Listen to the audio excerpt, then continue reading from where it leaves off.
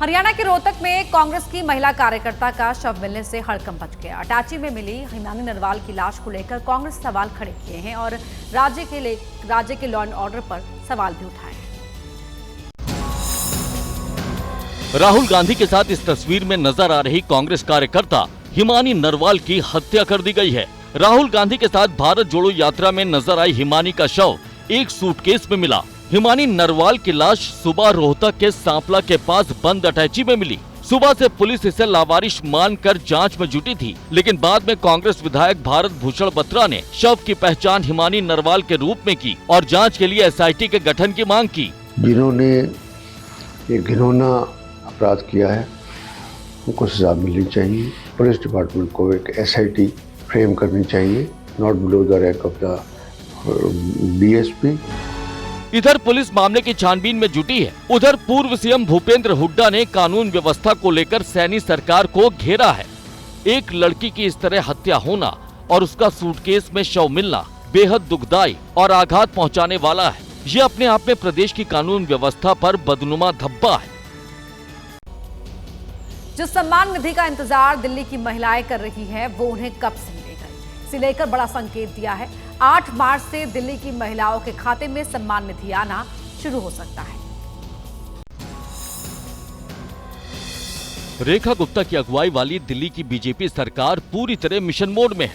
BJP के manifesto को प्राथमिकता से लागू करने की दिशा में काम कर रही है और मैनिफेस्टो में महिला सम्मान योजना सबसे अहम थी, जिसके तहत महिलाओं को हर महीने 2500 रुपए मिलने थे। खबर है कि जल्द ही ये योजना लागू हो सकती है और इसको लेकर दिल्ली बीजेपी अध्यक्ष वीरेंद्र सचदेवा ने बड़ा संकेत दिया है कि 8 मार्च को अंतर्राष्ट्रीय महिला दिवस है और मुझे तो लगता है इस हिंदुस्तान में हर दिन को महिला दिवस के रूप में मनाना चाहिए।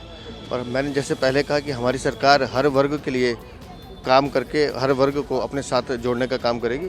8 तारीख आने दीजिए, आपको दिखाई देगा। इससे पहले रेखा गुप्ता ने 20 फरवरी को सीएम पद की शपथ लेने से पहले आश्वासन दिया था कि 2500 रुपए हर महीने आर्थिक सहायता की पहली किस्त महिलाओं के खाते में 8 मार्च तक जमा कर दी जाएगी, लेकिन अभी तक इसको लेकर कोई फैसला नहीं हो पाया है। सिर्फ सियासत हो रही है। आम आदमी पार्टी बीजेपी पर वार कर रही है और बीजेपी पलटवार।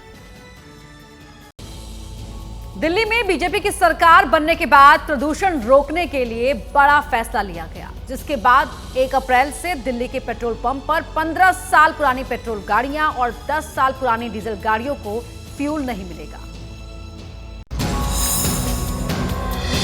दिल्ली में प्रदूषण पर नियंत्रण के लिए रेखा सरकार ने बड़ा फैसला किया है, नई रेखा खींची है। शनिवार को पर्यावरण मंत्री मनजिंदर सिंह सिरसा ने अहम बैठक की और फैसला हुआ कि 15 साल पुरानी गाड़ियों को 1 अप्रैल से दिल्ली के फ्यूल पंप से पेट्रोल डीजल नहीं मिलेगा। इसके लिए पेट्रोल पंप पर मॉनिटरिंग गैजेट्स लगा रही है, जो 15 साल से ज्यादा पुरानी गाड़ियों की पहचान करेंगे। हमारी कैमरे जो हैं, ऐसे कैमरे ऑलरेडी हमारे इंस्टॉल हो रहे हैं, लगभग 450 हो चुके हैं। तो नंबर प्लेट जो है वो आइडेंटिफाई करते हैं, जो ऐसे पुराने हैं उनको फ्यूल नहीं दिया जाएगा।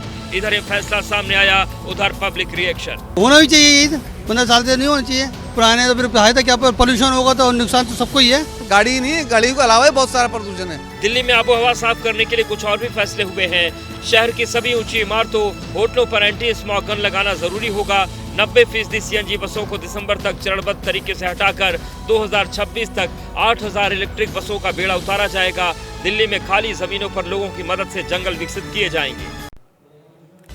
और अब बात उर्दू की पढ़ाई पर सियासी लड़ाई की, जिसमें तर्क कुतर्क का सिलसिला बदस्तूर जारी है। दरअसल सीएम योगी आदित्यनाथ ने अपनी बातों को जिन शब्दों में कहा, उस पर हंगामा बढ़ता जा रहा है। अब AIMIM चीफ असदुद्दीन ओवैसी ने सीएम योगी के खिलाफ एक तकरीर कर डाली और बहस को नेशनल बना दिया। उर्दू पढ़ाओ इसको, यानी उसको मौलवी बनाना चाहते हैं, कठपुल्ला पर की ओर देश को ले जाना चाहते हैं। ये नहीं चल सकता। 18 फरवरी को सीएम योगी का यह बयान समाजवादी पार्टी पर था, लेकिन मसला उर्दू का था तो हैदराबाद में बैठे असदुद्दीन ओवैसी भड़क गए, सवाल खड़े कर दिए। जाहिर है उत्तर प्रदेश के मुख्यमंत्री को तो उर्दू नहीं आती, मगर वो साइंटिस्ट क्यों नहीं बने, उसका जवाब वही दे सकते हैं। ओवैसी ने वार किया तो यूपी सरकार और बीजेपी ने भी पलटवार में देर नहीं की। ये उनका एक पागलपन है और ये उनका उम्र का तगाजा है। कि उनको ये पता है कि पूरे भारत देश में आज तक उर्दू को पढ़ करके ना कोई IAS बना है, ना कोई IPS बना है, ना कोई डॉक्टर बना है। उर्दू को पढ़कर ये लोग आतंकवादी बने हैं, जिहादी बने हैं। हमारी सरकारों का, माननीय योगी जी का, माननीय मोदी जी का, सबको साथ लेकर चलने के संकल्प के साथ हम लोग आगे बढ़े। अब बात SBSP अध्यक्ष ओम प्रकाश राजभर के बेटे अरविंद राजभर को मिली जान से मारने की धमकी की। इस मामले में लखनऊ में FIR दर्ज हो गई है और पुलिस धमकी देने वाले शख्स की तलाश कर रही है। सुहेलदेव भारतीय समाज पार्टी के अध्यक्ष और यूपी सरकार में मंत्री ओम प्रकाश राजभर के बेटे अरविंद राजभर को इंस्टाग्राम पर धमकी मिली है, जिसके बाद उन्होंने लखनऊ के हजरतगंज थाने में FIR दर्ज कराई है। अरविंद राजभर के मुताबिक मामले की जानकारी मुख्यमंत्री को भी दे दी गई है। डर बस लगता है, जानता है किससे? डर लगता है उन लोगों से जो चरस और अफीम का सेवन करके 500 रुपया लेके किसी घटना को अंजाम दे देते हैं। हमारी सरकार का ध्यान बड़े माफियाओं पर है, लेकिन ये चरस, अफीम, गांजा, दारू पी करके 500 रुपया में घटना को अंजाम देने वालों पर नहीं है। डर इन लोगों से लगता है। FIR में विवेक पासी नाम के इंस्टाग्राम अकाउंट पर वीडियो अपलोड कर जान से मारने की धमकी देने की बात है। इंस्टाग्राम ID और उसके यूजर की तफ्तीश की जा रही है।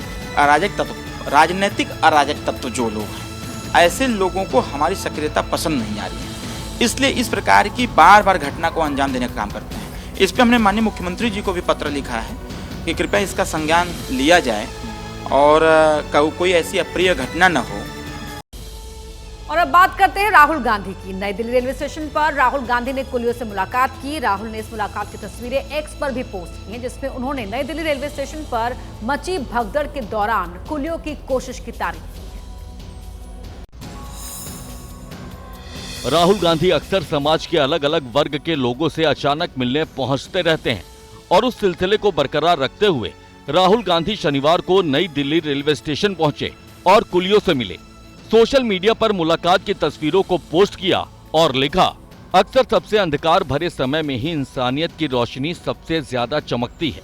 नई दिल्ली रेलवे स्टेशन पर भगदड़ के दौरान कुली भाइयों ने इंसानियत की मिसाल पेश करते हुए कई यात्रियों की जान बचाई थी, इसलिए मैंने देशवासियों की ओर से आज उनका धन्यवाद किया। राहुल गांधी से मुलाकात करने वाले कुली भी इस दौरान बेहद खुश दिखाई दिए। सर, हमको बहुत अच्छी खुशी हुई जो हमसे राहुल गांधी जी मिलने आए। उस दिन इतनी भगदड़ हुई, हमारे कुली भी घायल हुए थे, हमने भी बहुत मदद की थी। बहुत अच्छा लगा जो हमसे मिलने आए। राहुल गांधी ने एक और नई दिल्ली रेलवे स्टेशन पर कुलियों से मुलाकात कर उनकी परेशानी समझी, तो दूसरी ओर X पर पोस्ट कर सरकार को रेल हादसों से बचने की नसीहत भी दे दी।